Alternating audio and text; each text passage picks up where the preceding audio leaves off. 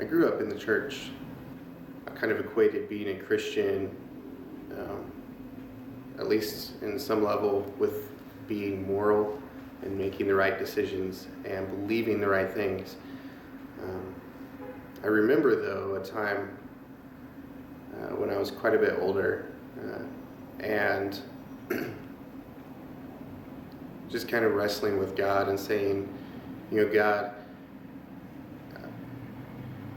I'm tired of trying to be right all the time, and there are people that they talk about you like you're sitting at their dinner table and they're having a conversation, and I want that. I want to experience you and to know you and not just try to be right. I don't care about being right anymore. I want you.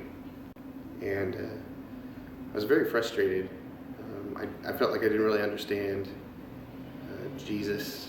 We talk about following Jesus, and I didn't really know. I realized, even though I'd been a Christian and I'd been telling other people we need to follow Jesus, I realized I didn't really know for sure what I meant by that.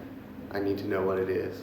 I'm tired of this intellectual belief without any experience and not knowing what I should be doing or what this looks like. And a lot of things happened after that that kind of led to some paradigm shifts in the way that I saw who God was, and especially what it meant to follow Jesus. And one of those things was the story in the Gospels about Jesus encountering a leper. And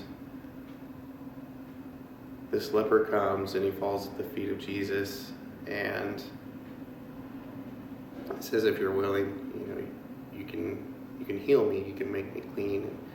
And Jesus reaches out his hand and puts it on the leper and says, I am willing, be clean.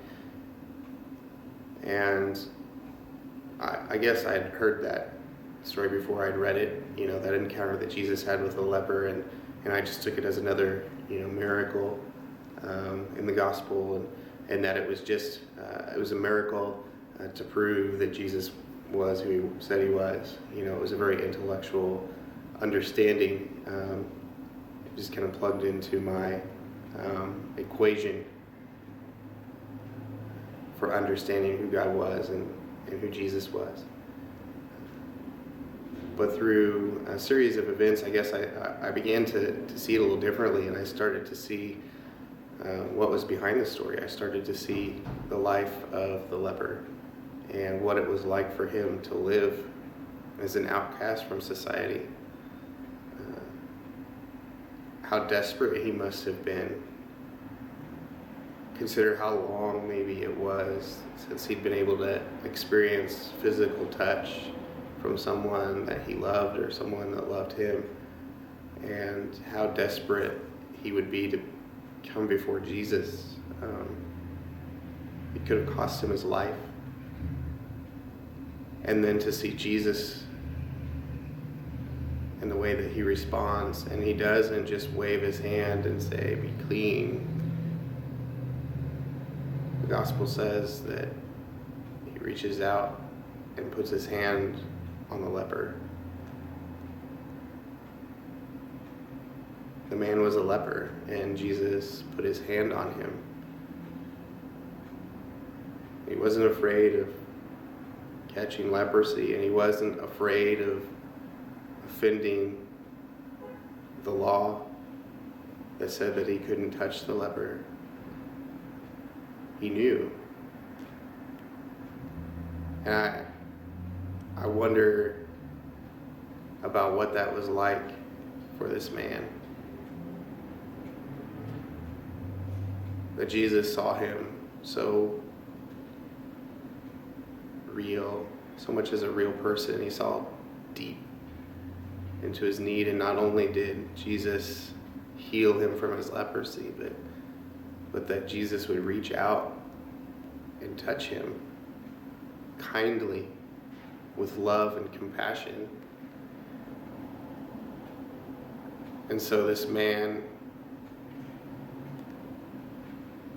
this man received from Jesus, I think, a lot more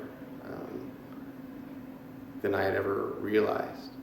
And I saw there the posture of Jesus towards this man and realized that that's what following Jesus looks like.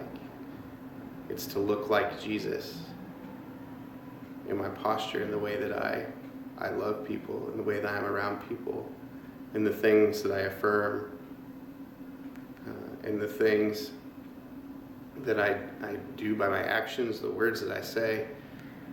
That's what it means to follow Jesus. And it really changed everything for me about my faith and what it means. It gave me a new purpose, a new way of understanding who God is and how to be an ambassador for Christ, how to live like Jesus in this world.